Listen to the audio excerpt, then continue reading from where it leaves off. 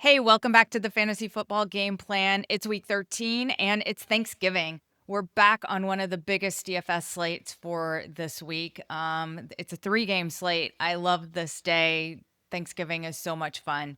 How are you feeling, Quentin, about this slate? Yeah, I'm excited. We're not actually making it to a Thanksgiving game this year. Last year we got to see the game that got Eberflus fired as the Chicago Bears couldn't quite do that comeback against the Lions. But that was an Yeah. exciting one. I think we got an exciting slate too, and there's a couple promos going on, so it seems like there's a little bit more attention on DFS, which is good to see. Yeah, I got the no sweat token from DraftKings today, although I'm going to have a few lineups for this special millionaire maker, the $5 millionaire maker on Thursday. And unfortunately, I learned last time that whichever one I put that no sweat token on is probably the one that's going to cash. So right now I've got it on the one that we give out on this show. So we'll see if that's the one that cashes for me or not.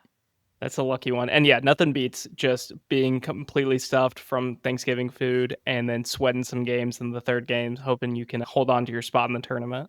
Yeah, exactly. Well, let's dive into these 3 games, and we're going in the order they will happen on Thanksgiving Day rather than the over-under, but they're all pretty close to that 50 mark right now. They're probably going to fluctuate right around 50. So they're expecting that we get some scoring for Thanksgiving. Kicking it off will be the Green Bay Packers at the Detroit Lions. Detroit is favored by 3. Over-under's 49.5. I'm not really sure that everyone watched that game against the Giants that I did, where the Yeah, Giants almost won, and Jameis Winston took us for a ride. That was a lot of fun to watch. we got the highs and lows. I mean, he made like play of the year, and then also you have a pretty good argument that he lost in the game too at the end with a couple of interceptions. But it was an exciting one, and I thought it was kind of telling about Detroit's defense that these wide receivers are getting wide open down the field against them.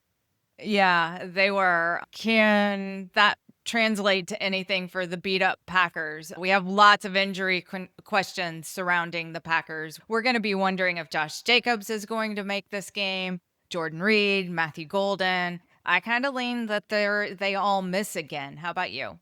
Yeah, I would say Josh Jacobs might be a limited go, but I don't think we're going to see his normal workload if we see him in there. He was trying to go, and during pregame warmups decided against it. And Emmanuel Wilson had a great day last He week. did. Yeah, he had a great day. He's sitting down at 5,800. He got a $5,500 price bump for this slate, but he had 28 carries and 107 yards and 2 touchdowns last week. I made my lineup assuming that Wilson is going to get the start because I needed the savings. Yeah, just in general on the slate, like we have a really fun game environment, and it's unlike last year. Last year, all of them were kind of ugly, and you had to choose which one you thought had the highest potential. All three have the potential here, so I think savings and finding those cheap options are key because we have some superstars on the lineups, especially in the wide receivers. Yeah, let's quickly go through the 2 quarterbacks here. And at the very end, we may compare all 6 quarterbacks because it's a little bit different this week since we only have 3 games. You can actually look at 6 players and make a decision based on those instead of game by game. Jared Goff, Jordan Love. Do you have any trust or confidence that Jordan Love can get 20 points? Yeah, he's actually kind of my lean if this game is a shootout because the Packers are pretty good at passing the ball when they're forced to. They're kind of like the Eagles in that aspect of they prefer to run it, but I think the best thing you're hoping for if you take Jordan Love stacks is that Detroit hops out to a 10-0 lead and then they have a banged up Josh Jacobs or maybe he doesn't go at all and they're like, "Okay, let's fire it up just like Jameis did last week." And Jordan Love can get there. We know his ceiling. I think it's pretty fun to stack him up that way, and you do get some good savings. So I am in on Love. Okay. I'm not I can't play Jordan Love. I have other quarterbacks I kind of like more, which we'll get to, but I see the argument for him, especially on the slate. Jared Goff is kind of a hard sell as well for me because he's got to pull closer to 25 points. And last week they were behind the pretty much until the end of the game, and he was still only worth 18 points. And he had a week before that that was just awful. And then we saw Jahmyr Gibbs, 58 points, Jahmyr Gibbs. I guess it comes down to can Gibbs run? like he did last week. And if he can, then there's no reason to be stacking Jared Goff. That's kind of where if Goff just doesn't have the upside of really any of the 5 other quarterbacks on this slate because their running game is so effective, and if they were to win and put up 31, I think the running game's heavily involved and Goff just doesn't have that ceiling. But if it's a true shootout, then Jordan Love in a negative game script and just having to air it out, I think has a higher potential than Goff. No, I can see that. That's definitely the Packers have allowed some big games to running backs. Rico Dowdle, week 9, 31 points. Week 11, the Giants quarterbacks combined for 35 points. Do we need Gibbs this week? I mean, he is one of the highest priced players on the slate at 8,800. Do you have to have him? Is he going to go for another 40 points? Yeah, I've been kind of leaning only taking Gibbs if I don't believe in the rest of the game. And this week, just since in this 3 game set and we're focused on in game correlation, we do have some correlation matrices to see how players do in that game environment and kind of within 1 game samples. And in those games where like Rico Dowdle went off and the Giants running backs, really no one else did good on those teams. The running backs against the Green Bay defense have very negative correlation compared to all the other players. So you're saying if Gibbs gets there and if that running game is going, we're probably not seeing Amon-Ra St. Brown hit his numbers. We're probably not seeing Jameson Williams hit his numbers. So you're telling me last week's game was a fluke, and what I saw, which was that the Lions were down the whole game until the end, and the whole Giants team actually did really well. That game script is not what we typically see, and so we Probably shouldn't not. be counting on both Amon-Ra being he was almost worth 33 points and Jahmyr Gibbs almost 60 points ever again. Yeah, I had Not one this week, fantasy team especially. go against both of them. That was brutal, but Oh, like in the Panthers game where Green Bay doesn't really blow out opponents. So if Green Bay's having some success, it's a close game throughout, but the Lions running game is staying competitive and keeping them in the game. It's just going to be a slower game environment and we're not going to see the fireworks there for everyone else to come along. okay. Anyone you do like on either of these two teams? Who are you picking? Who are I you really taking from like these teams? Are you really selling me on Jordan Love and his wide receivers? I do like Jordan Love, and probably Christian Watson and Amon-Ra St. Brown are my favorite like mini stack. If you just want a couple pieces from this game, I love Watson and Amon-Ra St. Brown together. I think Watson kind of is that clear number one and the most trusted for Jordan Love. And Amon-Ra St. Brown, even though the Packers defense is good, he's going to get his. He just has so many reliable routes that he's kind of the engine for this offense. He is. I'm not sold on the old, reliable, dependable pieces. And I think this has a high likelihood of being our dud game. One of these games is going to be a dud. And I think it's this one. The only part that I'm pretty interested in is Jameson Williams. We know for the last few weeks they've been really, really trying to get him more integrated. And he tossed out a big dud last week, a big zero. DraftKings dropped him 900 points to 4,800. If I'm looking for savings to and looking for a player that has a pretty good high upside, Williams is it.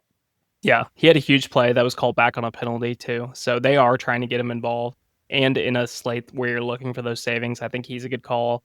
The other one I want to bring up for like just a true value play is Brock Wright. Laporta being on IR, he's been the main tight end for the Lions the past couple weeks, and he's had 7 targets and then 4 targets. So not that much, Yeah. but we know that Goff likes the tight ends around the red zone.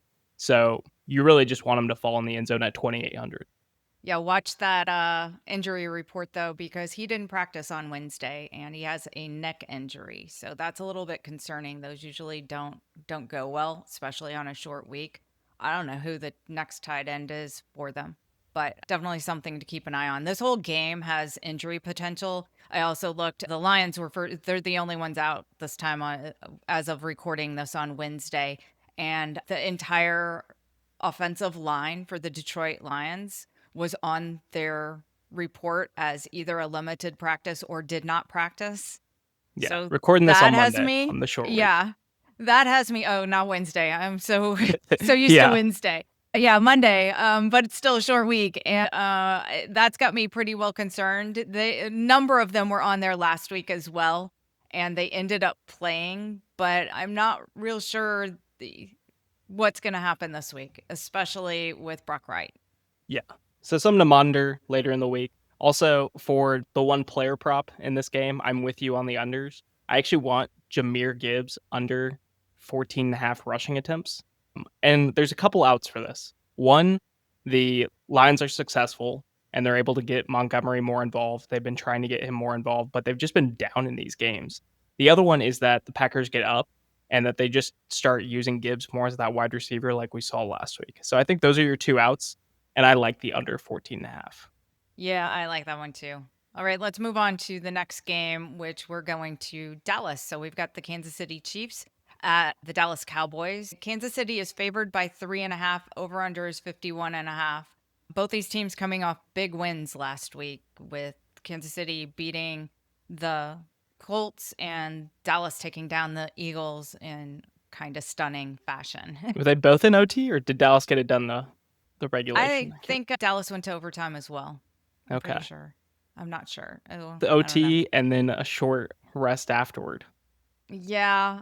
This is probably my favorite game on the slate. And we'll go through some of the players, but I want to talk a little bit about the Chiefs. And I watched that Colts game. I had no idea how dominating the Chiefs actually were until I started looking at it on paper. The time of possession was crazy. The Chiefs held on to the ball for over 42 minutes, and the Colts only had it 25 minutes.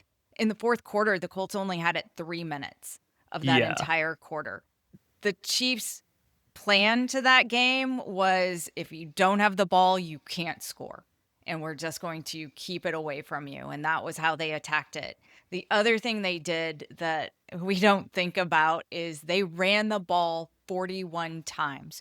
Kareem Hunt is not who we think about being the lead rusher. We don't think about the Chiefs being a rushing team, but they ran the ball 41 times with Hunt running at 30 times. They had 33 first downs to the Colts 10. They also gave the ball up twice, which is why they didn't just, this wasn't a more dominating win and had to go to overtime. But when you look at it on paper, minus those two turnovers, the Chiefs dominated that game against the Colts. Colts were Yeah, it lucky was. to be in it. I mean, the Colts showed up in the first half, and then the second they just had no rhythm, and they just kept on going three and out. But other than that, it was a very like playoff atmosphere in that game. You could tell the Chiefs felt it was a must-win game, and they didn't get away from the run. Even when they were down like 20-9, they continued pushing it on the ground, which Yep. is surprising to see. But I also don't really like them to follow that up on a short week to give 30 carries to Hunt. Well, I have to also point out they passed it 46 times. They ran 87 plays. We know that Yeah. Dallas likes to play that pace as well. If we can get, if this doesn't become, we take the ball away from you, and it becomes more of, we're going to each have 80 plays, then it's going to get into kind of a crazy game script here. I think Um, y- I think this sets up well. I mean, you have two tired defenses. You have two offenses that kind of match up well too. Like you can't really run against the Chiefs, but that's fine. Cowboys want to air it out anyways. And then Dallas has done a lot to strengthen their interior D line and improve their rushing defense. And so I think we're set up here for a back and forth kind of air attack. Yeah, I do too. Then I'm going to go into, well, let's go through quarterbacks first. Dak Prescott, Patrick Mahomes. They're both 6,300, 6,500. I think either one of these quarterbacks are fine. I like both of these guys better than either Love or Goff. How about you? Yeah, I'm in the exact same boat. And I feel like it honestly doesn't really matter which one you go with. I think Dak is a little bit cheaper, but I would guess if this game does turn out into the shootout, they're probably going to be within like 3 to 4 points of each other. I think so too. I whoever wins this game, I see throwing for over 300 yards. I think they're going to be back in the situation that both of them were in last week, where they have to put points on the board. That ended better for Dak Prescott than it did for Patrick Mahomes, and I kind of trust Dak to have to be airing it out a little bit more. When we move on to wide receivers, I really want to play the bounce here. Last week we saw George Pickens just have quite the day and CeeDee Lamb not. CeeDee was, still targeted 11 times, but he just didn't have the touchdowns and all the yardage that George Pickens did. And then DraftKings decided to drop him $1,000 to 6,900. He's a bargain, and I love playing the bounce. I love it too, and he's my pick over Pickens too. Even though Pickens has been hot and he's been great so far, if we look in that Dallas offense correlation, right in that middle box is all the wide receivers, and you can see there's pretty strong negative correlation between them. That and that's atypical. Typically, when the passing game succeeds, it brings everyone up together, and all the wide receivers are kind of getting more points together. But in Dallas, there is a clear number one, and whoever it is that week, it is not enough for that second person to get involved. I like just going Lamb. If you feel stronger about the Pickens, just going Pickens. You don't want to bring them both because I feel like at their price tag, 6,900 and 7,000, you could bring them both along this week.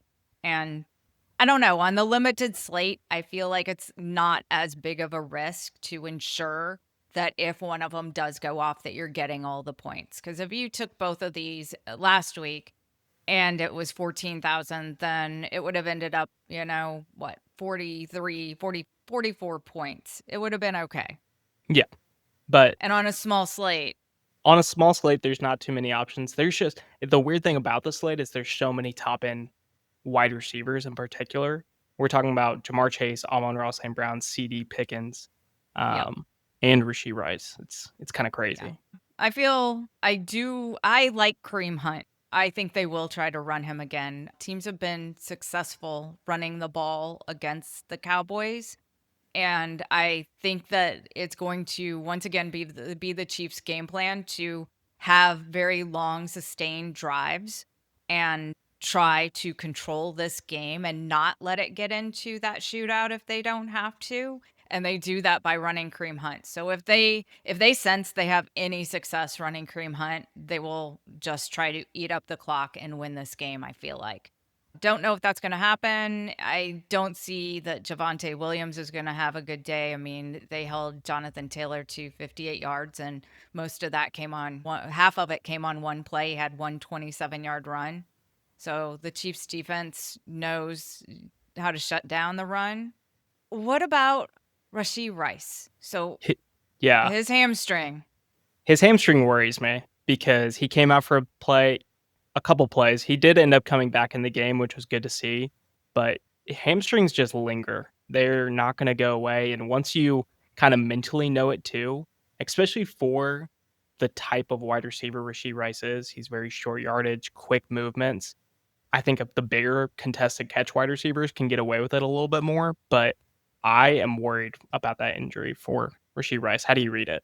I am very worried. And one of the most concerning parts that I saw was during the game when he made catches late in the game. He didn't want to be hit, he would immediately go down. There could have been some part of controlling the length of the drive, oh, I've got a first down, I'm going to get hit anyway and stopped. I don't need to push it. So maybe, it was more about controlling the tempo of the game a little bit, but I think he was hurting and he didn't want to take any risk with that hamstring and Yeah. was trying to protect himself. On one of them, Um it was a catch in overtime, so they just need a field goal, and those yards were crucial to make it a closer field goal, and he went down willingly before the defender was even close yeah. to him. So, for a Yeah, yards after catch wide receiver, I don't think that's a good flag. I don't either. And next up is Xavier Worthy. He had 8 targets. He also dropped $200. There were lots of pricing adjustments to all of the players on the slate, which was kind of interesting. But Xavier Worthy at 4,500 is super fascinating to me, especially if there is any injury to Rashee Rice. I think he could have a great day. How about Travis Kelce? I really like Xavier Worthy. Travis Mm, Kelce, I think, is the fun alternative if you want to get completely off this game. If you're building a couple lineups and you want to get different a little bit, you don't want to be fully committed to this game. I think Travis Kelce is a good standalone pick because you can see like Dallas, the matchup against Dallas in particular, when the tight ends do well, really no one else gets to their numbers and gets to their expected points. So that's kind of what they want. The Dallas defense likes to sit in a softer zone, and they're fine making the game slower and giving it up to tight ends in the middle to just bring everyone else down and kind of stay on pace. all right. The Well, other go ahead. the other note with this too is like we've got 6 defenses here, and we're talking about 3 games all about 50 points. It's really hard to make a decision on who to go for. So I'm kind of leaning almost towards the Dallas defense. They're the second cheapest, but they play risky, which is fine. It's like if they can get a turnover and a couple sacks, I think when all 3 of these games are higher scoring, that might be enough to pay for their It, cost. if the Dallas defense can control this game, then they are probably a good play. I've been playing the defense in the next game. Shall we move on to it? Yep. So, Well, one quick prop for this one that I like. We've had a lot of success with our short couple leg parlays. And so the same game parlay here that I really like is Mahomes over 260 passing yards and Javonte under 68.5 rushing yards. And that's plus 212. Since September, Mahomes is averaging 291 yards, and Dallas is fine. They're trying to stop the run and give it up in the pass. And then the Chiefs have just allowed 2 running backs to hit over 68.5 yards, and that was James Cook and Saquon Barkley. We just saw what they did against Jonathan Taylor. yeah, it's been fun. Yeah, I like that one. I like that one a lot. Let's move it on to the final game of the night. Cincinnati Bengals are at the Baltimore Ravens. Baltimore's favored by 7.5, over-unders 51.5. We may get to see Joe Burrow. I kind of thought we were going to see him maybe last week. He practiced all week and then they didn't activate him. So I I'm think not the really reports sure are Burrow is playing. Burrow's playing. I have a lot of concern over that. Burrow's never been a quarterback to start the year off hot. And the first game he played before he got hurt this year, he was only worth like 8 points against the Cleveland Browns. I don't think of him as my hot start quarterback. And that has some concern for this game because he might do worse than Flacco. Yeah, I think it's just hard in general to get up to speed in the NFL. I mean, Burrow has the experience to kind of lean on, but when everyone else is in midseason form and you're working your way back from injury, that is a tough matchup, especially with the Baltimore defense that has been clicking as of recently. The defense has been playing extremely well. And then we've got some other injury concerns. They're almost certain to be without T. Higgins this week with the concussion. At least they get Ja'Marr Chase back, but you lose one and you get one back. I think this could be the Lamar Jackson week, the week we've been waiting for. I think I that just think comes he's down to, is he healthy. going to run? He has not been running. He hasn't, but he doesn't have to run. I mean, he ran 7 times last week, but he wasn't very successful, only 11 yards. It's not kind of like, it's more I need to run than I want to run. So he may not, but at the same time, it's the Bengals. He could have like a 4 touchdown game in this. Yeah, we've seen some crazy performances in this matchup in particular, where he only has 1 rushing touchdown on the year, which does worry me, but he's at least that Okay, threat. that's like last year, but he just hasn't had the passing touchdowns. And I just think this is the game that we've been waiting for from Lamar. Anyhow, it's hard to go though with Lamar. He's the most expensive, I think, quarterback here. So 6,800 for Lamar or 6,000 for Joe Burrow. You're paying up at quarterback no matter what. The big favorite here has got to be Derrick Henry. This seems like a really good Derrick Henry game. And it's really hard to, take both Lamar Jackson and Derrick Henry and go, oh, yeah, that's going to work out just fine. Yeah, I do like Henry here. I don't think I'm playing him with Lamar, but I think I'm kind of choosing a side there. Henry is set up here against the 32nd ranked rushing defense. I think it should be fun. It should be fun. It's got to be a big Derrick Henry day. How about Jahmyr Chase? Is he angry? Is he mad that he got tossed and suspended for a game? And does he come back and get 15 targets? Probably too, because there's not going to be any T. Higgins there either. So I think if Burrow comes back, the one person he is going to heavily lean on is Ja'Marr Chase. Maybe we'll see some of those Joe Flacco target numbers that he was getting before. But I went back through some of his game logs against the Ravens, and I forgot how much he hates the Ravens. Of the two games last season, he had 457 yards and 5 touchdowns. Oh As my in gosh. 2 games. The Ravens are also probably going to be without Kyle Hamilton. It's going to be a name to monitor on the injury report. He had an ankle injury in that Jets game. So he is a big difference on getting those big plays for Chase. If they don't have him there as a safety, then I think that leaves the middle of the field a little bit more open and set up for Chase to succeed here. Well, that could be a lot of fun to watch. I don't know that if that the Ravens could come down with the passing attack, back with the passing attack. We saw some life out of Flowers last week, which was kind of exciting. He had 6 targets and 5 catches, which is more than he's been doing lately. So I did like seeing that. Anyone else that you're liking here? Andre Yosevich also left the game for a period of time last week, and we ended up seeing what Tinsley, Tencel? Tensley. Tinsel, Tenzel. I'm already on Christmas. So yeah, Mitchell Tensley. yeah, and I think that was. I mean, he finished with what was that, 6 targets, but I think he's caught like 3 passes all year, so they're hoping that they can get some of the wide receivers back, and I think it's more just setting up for Chase to get 20 of those targets. Chase Brown's an interesting name. They can get him involved in the passing game. The other person I like is Gesicki, because Gesicki, we know we've seen games literally this exact same script with T. Higgins gone, and he came back from IR. He looked pretty good. He got 6 targets, 4 for 35, and they kind of view him as a wide receiver. So I think he can step into that role if there's no Yoshavas, and especially without Yeah, Higgins. I think so too. It's hard though to ignore Mark Andrews in this game because tight ends have just had their way against the Bengals this year.